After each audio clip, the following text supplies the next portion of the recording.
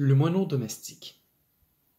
Ces consciences légères, cette enveloppe fragile, cette poignée du vent, cette boule de bile. Tu reproches à Dieu d'avoir créé le tigre, alors que tu devrais le remercier de ne pas lui avoir donné des ailes, dit un ancien proverbe africain. C'était jadis. De nos jours, le tigre vole, il est armé, et il est intraitable. Nous sommes en mal de nouveaux proverbes fatalistes. Nous sommes en quête de fables inédites sur des sujets aussi inquiétants que le notoire. L'ère du félin lumière, la saga fantastique des aigles, le mariage entre la faucille et le faucon. Face à ces terribles machines, se déclarer colombe est une grande dérision.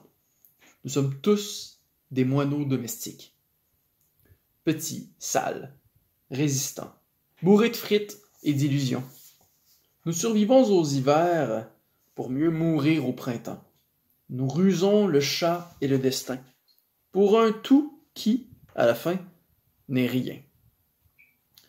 Quoi de plus courant dans nos parkings de McDonald's que de voir un moineau infesté et ébouriffé passer sa triste et courte vie à convaincre les autres moineaux qu'ils sont blancs et beaux, éternels et protégés par la loi sur la protection des moineaux en péril.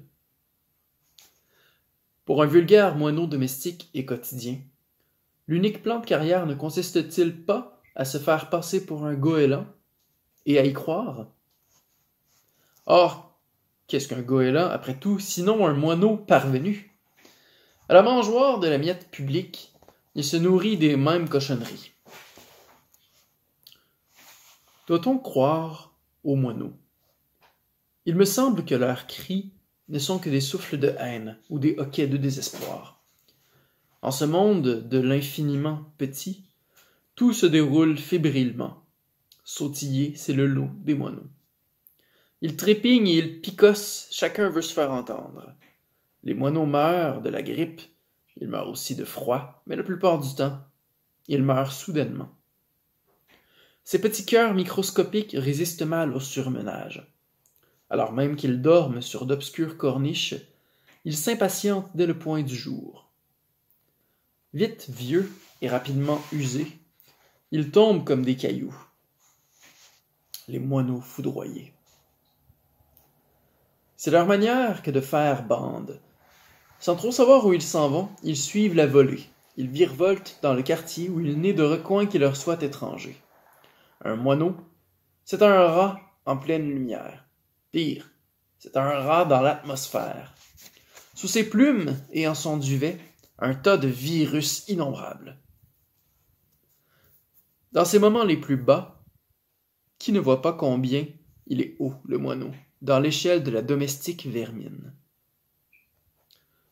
Lorsque passera le prochain grand exterminateur, nous crèverons nombreux, tandis que les quelques survivants devront combattre un froid terrible annoncé par tous les spécialistes de l'atome et du mauvais temps, par les météorologues qui savent tout sur les seuls météores qui comptent vraiment, ceux que nous fabriquons et qui nous détruiront.